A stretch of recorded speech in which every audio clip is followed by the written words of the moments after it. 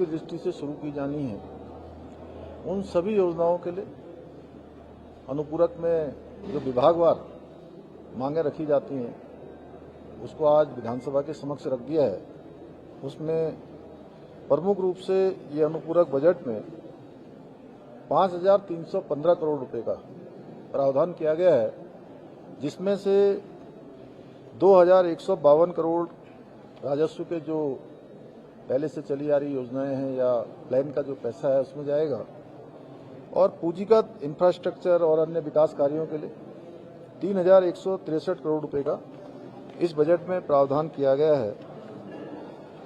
और प्रमुख रूप से इस बजट में जो हमारा देहरादून में रिस्पना और बिंदाल, इसके ऊपर देहरादून शहर के आने वाले समय में आवागमन की समस्या और जो दिल्ली देहरादून एक्सप्रेस वे उसके चालू हो जाने के बाद बहुत बड़ी संख्या में लोगों का आवागमन होगा और फुटफॉल बहुत तेजी से बढ़ने वाला है। इसलिए इस पर एलिवेटेड रोड बनाए जाने की जो योजना भारत सरकार के साथ हमने मिलकर बनाई है, भारत सरकार ने सैद्धांतिक रूप से उसमें हमको सहमति भी दी है। इसमें यूटिलिटी शिफ्टिंग और अन्य प्रकार के जो काम हैं उन कामों के लिए 925 करोड़ रुपए का इस अनुपूरक में प्रावधान किया गया है। इसी प्रकार आपदा प्रबंधन विभाग के अंतर्गत जोशीमठ है, हमारे अन्य स्थान हैं, अभी धराली में आई हुई आपदा है, इनके राहत कार्यों के लिए भी इस अनुपूरक में 263 करोड़ रुपए का प्रावधान किया गया है, जिसमें जिलाधिकारियों से आपदा में क्षतिग्रस्त जो हमारी सड़कें हैं, हमारे पुल हैं, आपदाग्रस्त क्षतिग्रस्त परिसंपत्तियों के पुनर्निर्माण के लिए अलग से भी 13 करोड़ रुपए का प्रावधान किया गया है। विभिन्न विभागों में अवस्थापना के कार्यों के लिए भी 200 करोड़ रुपए का प्रावधान है। और आप सभी को पता है कि 2027 में जनवरी माह में ही हमारे यहाँ पर कुंभ प्रस्तावित है, उसके लिए भी हमने तैयारी प्रारंभ कर दी है और उसकी तैयारियों के लिए, निर्माण कार्यों के लिए इस अनुपूरक में 200 करोड़ रुपए का प्रावधान किया गया है। इसी प्रकार शासकीय योजना के अंतर्गत, जिसमें कि भारत सरकार हमको 90 और 10 के रेशियो में जो सहायता हमारे राज्य को प्रदान करती है, जिसमें 50 सालों तक बिना ऋण के हमको केंद्र से केंद्र पोषित योजनाएं, अन्य योजनाएं मिलती हैं, उसके लिए भी जो राज्य का अंश होता है, राज्य का अंश भी तैयार रहना चाहिए, जिससे कि जैसे ही केंद्र से हमको बजट आवंटित होता है वैसे ही योजनाएं धरातल पर आ जाए। राज्य ने इसकी तैयारी की है और इसके लिए भी 200 करोड़ रुपए का प्रावधान किया गया है। पंतनगर का एयरपोर्ट हमारा अंतर्राष्ट्रीय स्तर का बनाने के लिए हम लगभग 850 एकड़ जमीन पहले ही भारत सरकार के नागरिक विमानन मंत्रालय को निःशुल्क रूप से हस्तांतरित कर चुके हैं और अब उसका विस्तारीकरण होना है, जिसमें चूंकि जो रोड अभी पंतनगर से लालकुआ की ओर जाती है उसका अलॉटमेंट चेंज होना है। उन सब में मिलाकर भारत सरकार का बड़ा हिस्सा है, लेकिन 188 करोड़ रुपए का प्रावधान इसमें किया गया है। इसी प्रकार हमने 100 यूनिट बिजली से कम खर्च करने वालों के लिए जो हम सब्सिडी योजना लेकर आए हैं, उसमें भी हमने और अन्य योजनाओं में मिलकर 125 करोड़ रुपए का प्रावधान इस पे किया गया है। प्रधानमंत्री आवास योजना, जिसमें 80% केंद्र पोषित और 20% राज्य का अंश होता है, उसके लिए 114 करोड़ रुपए का प्रावधान किया गया है। स्वच्छ भारत मिशन ग्रामीण में, जिसमें 90% केंद्र पोषित होता है, उसमें भी 95 करोड़ रुपए का प्रावधान किया गया है। योजना के लिए 90 करोड़ रुपए की धनराशि का प्रावधान है। नंदा राजजात योजना, जो नंदा राजजात हमारी बहुत यहाँ का प्रमुख एक यात्रा होती है, जो कुमाऊं गढ़वाल पूरे उत्तराखंड के केंद्र बिंदु पर होती है। एक तरह से अगर उसको पर्वतीय क्षेत्र का महाकुंभ कहा जाए तो कोई अतिशयोक्ति नहीं होगी। उसको भी बहुत भव्य और दिव्य तरीके से करना है, 2026 में प्रस्तावित है। उसके लिए 40 करोड़ रुपए की धनराशि का प्रावधान किया गया है। बाकी विभागीय मदों में अन्य तरीके से जो होगा, इसके लिए सेपरेट रूप से इसकी भी हमने तैयारी प्रारंभ कर दी है। लोक निर्माण विभाग के जो काम चल रहे हैं उसके लिए 90 करोड़ रुपए का, एनडीआरएफ के अंतर्गत अग्निशमन सेवाएं, उसके विस्तारीकरण एवं आधुनिकीकरण के लिए 78 करोड़ रुपए का प्रावधान है। प्रदेश के मार्गों के लिए, पुलियों के अनुसंरक्षण के लिए और तमाम प्रकार के जो काम हैं, जो हमारी सड़कों और पुलियों से संबंधित हैं उसके लिए 75 करोड़ रुपए का प्रावधान किया गया है। पुलिस विभाग में आवास बनाना हमारे लिए बहुत बड़ी हमारी प्राथमिकता है, क्योंकि पुलिस के जवानों को, उनके पुलिस के अधिकारियों को जो हमारे जिलों में होते हैं, थानों में होते हैं, चौकी में होते हैं, उनको उनके कार्यस्थल के पास ही आवास मिले, ये हमारी प्राथमिकता है। हमने प्रारंभ किया, भारत सरकार भी इसको अपनी प्राथमिकता में लेती है। जहां भारत सरकार से हमने इसमें सहायता का भी अनुरोध किया है, वहीं उनके आवासों के निर्माण के लिए, भवनों के लिए 60 करोड़ रुपए की धनराशि का इस अनुपूरक में प्रावधान किया गया है।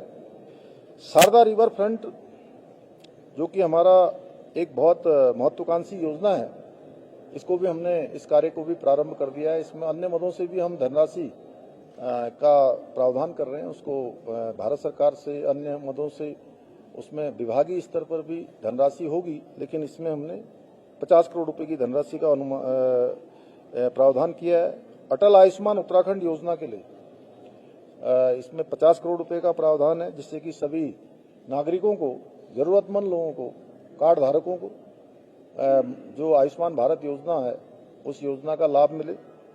इसी प्रकार योग नगरी ऋषिकेश में हम हरिद्वार में गंगा कॉरिडोर जो हमारा प्रस्तावित है, हरिद्वार में गंगा कॉरिडोर, हरिद्वार और ऋषिकेश दोनों जगह पर काशी की तर्ज पर इसको हम आगे विकसित करना चाहते हैं। उसके लिए हमने सारी तैयारियां कर ली हैं। दोनों ही जगह के लिए, ऋषिकेश में योग नगरी के लिए कॉरिडोर बनाने के लिए और हरिद्वार पर्यटन नगरी को विकसित करने के लिए 50-50 करोड़ रुपए की धनराशि का प्रावधान किया गया है। महिला स्पोर्ट्स कॉलेज चंपावत के निर्माण के लिए भी 50 करोड़ रुपए की धनराशि का प्रावधान है। अटल नवीनीकरण एवं शहरी मिशन, जिसमें कि 90% केंद्र पोषित होती है, उसमें भी 48 करोड़ रुपए की धनराशि का प्रावधान है। प्रधानमंत्री ग्रामीण सड़क योजना फेज 1 और फेज 2 के जितने भी लंबित कार्य हैं उनके लिए 40 करोड़ रुपए की धनराशि का इसमें प्रावधान है। प्रधानमंत्री Ayushman Bharat health infrastructure mission PM अभीम के अंतर्गत 25 करोड़ रुपए की धनराशि का प्रावधान है। स्पोर्ट्स प्राइज मनी हेतु खिलाड़ियों के प्रोत्साहन के लिए 18 करोड़ रुपए की धनराशि का इस में प्रावधान किया गया है। टाटा टेक्नोलॉजी मॉडल, इसके लिए 20 करोड़ रुपए की। विद्यार्थियों को हमारे शिक्षण सामग्री और निःशुल्क पाठ्य पुस्तकें, उनके प्रोत्साहन के लिए, गरीब बच्चों को भी इसमें कहीं न कहीं प्रेरित करने की उद्देश्य से ये योजना लाई गई है, जिसमें 20 करोड़ रुपए की धनराशि का प्रावधान है। पंतनगर यूनिवर्सिटी को राजस्व मद के अंतर्गत 23 करोड़ रुपए एवं पूंजीगत मद के लिए 10 करोड़ रुपए का प्रावधान किया गया है। जनजातियां, हमारी 5 प्रकार की जनजातियां हमारे राज्य में निवास करती हैं: भोटिया, थाड़ू, जौनसारी, राजी और बुक्सा। इनके जो जनजाति महोत्सव भारत सरकार करती है, ऐसा ही जो है हम जनजाति विज्ञान महोत्सव भी उसी तर्ज पर यहाँ पर करेंगे। उसके लिए 1 करोड़ रुपए की धनराशि का इसमें प्रावधान किया गया है। पॉलिटेक्निक छात्रावास खटीमा में, क्योंकि मैंने ये पॉलिटेक्निक शुरू किया था, और इसके छात्रावास के लिए भी 1 करोड़ रुपए की धनराशि का प्रावधान किया गया है। कुल मिलाकर ये जो हमारा अनुपूरक है, वो बहुत सारे जो काम हमारे गतिमान हैं, उन कामों को और तेजी से आगे बढ़ाएगा। हमारा प्रयास है सभी योजनाएं जल्दी से जल्दी धरातल पर उतरे। आदरणीय प्रधानमंत्री जी का जो यहीं बाबा केदार की भूमि से उनके मुख से निकले हुए शब्द कि 21वीं सदी का तीसरा दशक उत्तराखंड का दशक होगा, उसको बनाने के लिए हम सरकार के स्तर पर, उत्तराखंड के स्तर पर पूरी तरह से संकल्पित हैं और संकल्पित होकर काम करते हुए इस दशक को उत्तराखंड का दशक बनाने के लिए हर वो निर्णय लेंगे, हर वो काम करेंगे, हर वो प्रावधान करेंगे जो जरूरी है, और उसको लेकर जो हमारी गति है, हमारी दिशा है, ठीक प्रकार से आगे बढ़ रही है। जैसे कि हम अभी सतत विकास के लक्ष्यों को प्राप्त करने में उत्तराखंड राज्य भारत सरकार के नीति आयोग की इंडेक्स में पहले स्थान पर आया है। इसी प्रकार अगर फाइनेंशियल मैनेजमेंट की मैं बात करूं तो छोटे राज्यों की श्रेणी में हम दूसरे पायदान पर हैं, पूरे देश में हमारा दूसरा नंबर है। वहीं बेरोजगारी कम करने के लिए जो हमने जरूरी कदम उठाए हैं, जिसमें 4.5% की कमी आई है, हमने राष्ट्रीय औसत को भी इसमें पीछे छोड़ा है।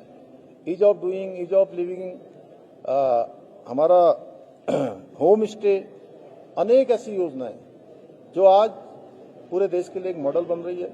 अनेक ऐतिहासिक निर्णय जो लिए जा रहे हैं, वो निर्णय अन्य राज्यों के लिए भी उदाहरण बन रहे हैं। हम यूसीसी लागू करने वाले, समान नागरिक संहिता लागू करने वाले पहले राज्य हैं देश की आजादी के बाद। नकल का कानून हमने लागू किया है। इसी प्रकार आज हम अल्पसंख्यक कल्याण के लिए, जिसमें कांग्रेस के जमाने में जो विधेयक आया था या जो प्रावधान किया गया था, वो अल्पसंख्यक का फायदा केवल एक मुस्लिम समुदाय को देना चाहते थे, इसलिए उस प्रकार का विधेयक लाए। हमने उसका संशोधन कर दिया है, नया विधेयक हम लेकर आए हैं। उससे सभी को शिक्षा के अधिकार के रूप में आगे आने का अवसर मिलेगा, पारदर्शिता होगी। जो भाषा है, चाहे गुरमुखी है या हमारी, और मुस्लिम समेत सभी को इसका लाभ मिलने वाला है। और इसके पीछे हमारा हेतु है कि मुस्लिम के साथ साथ सिख, बौद्ध, ईसाई, जैन, फारसी, इन सबको भी उनका लाभ मिले। उसको लेकर आज हमने यहाँ विधेयक विधानसभा में प्रस्तुत कर दिया है। कल संभवतः चर्चा के बाद उस पारित हो जाएगा और एक विधेयक के रूप में उसको मान्यता मिल जाएगी। इसी प्रकार ये वर्ष लोकतंत्र की हत्या आपातकाल के 50 साल पूरे हो रहे हैं, 50 साल पूरे हुए हैं। और उस लोकतंत्र की लड़ाई में उत्तराखंड के भी अनेक लोगों ने भाग लिया था।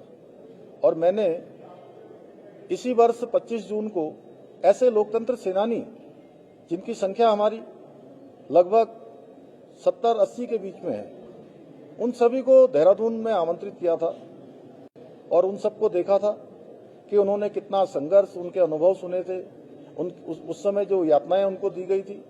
सच में उन यातनाओं को सुनकर ऐसा लगता है कि जितना भी उनके लिए किया जाए वो कम है।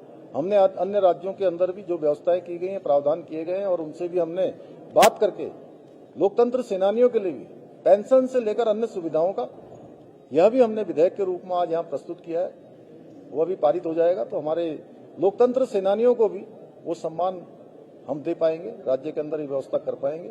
इसके अतिरिक्त अन्य भी हमारे बहुत सारे जो विधेयक में प्रस्तुत हुए हैं, वो मैं समझता हूँ कि चर्चा के बाद उन सभी को पारित करने का।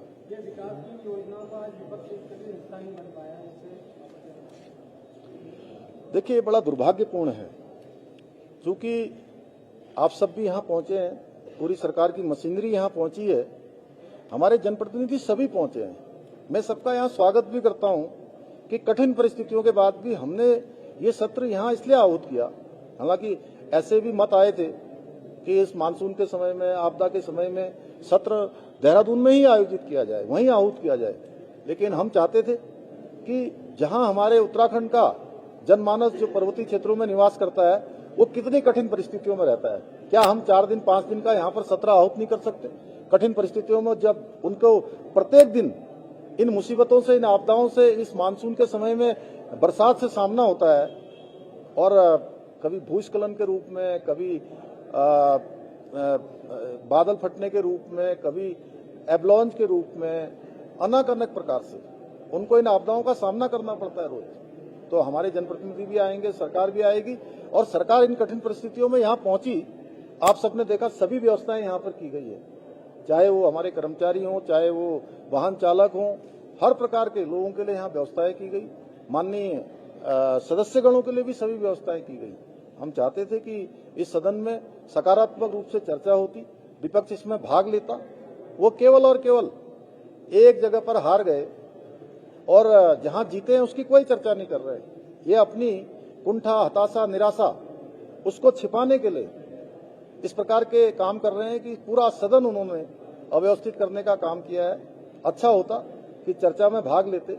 उत्तराखंड के अंदर इतनी बड़ी आपदा आई है, धराली में इतनी बड़ी आपदा आई है, पूरा हमारा धराली आपदा की भेंट चढ़ गया। हम लोग वहां पर पहुंचे, मैं भी वहां पहुंचने वाले लोगों में पहले, जो सबसे पहले वहां पहुंचे उन लोगों में से मैं एक हूं। मैंने वहां का दर्द देखा है। उनके पुनर्वास के लिए हम काम कर रहे हैं, उनकी मदद के लिए काम कर रहे हैं। वहां पर सेना काम कर रही है, आईटीबीपी काम कर रही है, एनडीआरएफ काम कर रही है, एसडीआरएफ कर रही है। उत्तराखंड का अग्निशमन से लेकर पुलिस विभाग से लेकर अनेक विभाग, स्वास्थ्य विभाग तक, वहां पर राशन से लेकर, दवाइयों से लेकर कपड़ों से लेकर बिजली रिस्टोर करना है, वहाँ के जो तालाब बन गया है हरसिल में उसको खोलना है, उन सभी के लिए मैनुअली काम कर रहे हैं। वहाँ पर दूरभाष पूरी तरह से ठप हो गया था, 2 दिन के अंदर ही दूरभाष वहाँ पर चालू किया गया। अच्छा होता इस प्रकार का जो आपदा आई, वहाँ के लोग इतनी मुसीबत में, उनके लिए हम सब मिलकर और चर्चा करते और अच्छे सुझाव आते, उसको हम अमल में लाते, उसको आगे बढ़ाते। इसी प्रकार पौड़ी जनपद में आपदा आई, अन्य जनपदों में आई, पौड़ी के 13 जिलों में आपदा आई है, जगह जगह पर आपदा है। तो सब आपदा के लिए हम चर्चा करते, हम इसके लिए तैयार भी थे। हमारे संसदीय कार्य मंत्री जी ने और विधानसभा अध्यक्ष जी ने, सब लोगों ने इसकी चर्चा की थी। विधानसभा अध्यक्ष जी भी आज कह रही हैं, उनसे अनुरोध कर रही हैं कि आप चर्चा में भाग लीजिए, आप मेजें मत तोड़िए, आप सरकारी सामान को नुकसान मत पहुंचाइए। आप कानून व्यवस्था की बात करते हैं, आप सदन के अंदर ही कानून व्यवस्था तोड़ने का काम कर रहे हैं। आज विकास की बातें करना नहीं चाहते, आपके पास कोई मुद्दे नहीं है। आप बाजपुर में जीत गए, जो यशपाल आर्या माननीय नेता प्रतिपक्ष जी का क्षेत्र है, तो वहां पर कोई चर्चा नहीं हो रही है कि अच्छा मतदान हुआ है, अच्छी चुनाव की काउंटिंग हुई है, लोकतांत्रिक तरीके से वहां पर चुनाव संपन्न हुआ है। आप देहरादून में जीत गए, आप वहां पर कोई बात नहीं कर रहे हैं। जहां हार गए हैं, जैसे पूरे देश के अंदर आपकी पार्टी का एक आदत सी बन गई है, या मैं समझता हूं कि आपकी पार्टी ने वहीं से एक नीति तय कर दी है कि जहां जहां आप हारेंगे, कोई न कोई आप बहाना बनाएंगे, कोई न कोई अपनी फेस सेविंग करेंगे। जैसे हार जाते हैं तो कहते हैं ईवीएम दोषी है, ईवीएम को दोष ठहराते हैं। इस बार तो ईवीएम भी नहीं थी। और जब कहीं हार जाते हैं तो कहते हैं चुनाव आयोग दोषी है, कभी हार जाते हैं प्रशासन पर ठीकरा फोड़ते हैं। अरे भाई, नैनीताल में ही देखिए आप, जहां नैनीताल में आज परिणाम घोषित हुआ है, उसमें अध्यक्ष भारतीय जनता पार्टी का जीता है और उपाध्यक्ष कांग्रेस का जीत गया। अगर निष्पक्ष मतदान नहीं होता विकास जी, तो आप बताइए क्या ऐसा होता? क्या दोनों ही पद भाजपा को मिलने चाहिए थे? तो निष्पक्ष मतदान हुआ है, उसकी वीडियोग्राफी हो रही है, ऑब्जर्वर है, निर्वाचन आयोग उस पर देख रहा है। अरे भाई, आप अपनी हताशा, निराशा, अपनी हार छिपाने के लिए ऐसा काम कर रहे हैं, जबकि उत्तराखंड की जनता जानती है हम ईमानदारी से काम कर रहे हैं। आपदा आती है, हम ग्राउंड जीरो पर होते हैं। हम उत्तराखंड की जनता के लिए जो जरूरी, जो भी निर्णय लेना होगा, हम वो निर्णय लेते हैं। हमारा तो आपसे अनुरोध था कि आप भी जो है सकारात्मक रूप से, आपने आज सदन का, इतने बड़े प्रदेश का जो जरूरी चर्चा है, उसको ऐसे ही जो है आज आपने तिंजालजली दे दी। आपने बिल्कुल विकास के कामों को बिल्कुल भी प्राथमिकता नहीं दी, अपने निजी स्वार्थों के लिए आप दिन भर हल्ला करते रहे हैं और सदन का सारा समय आपने बर्बाद कर दिया। धन्यवाद।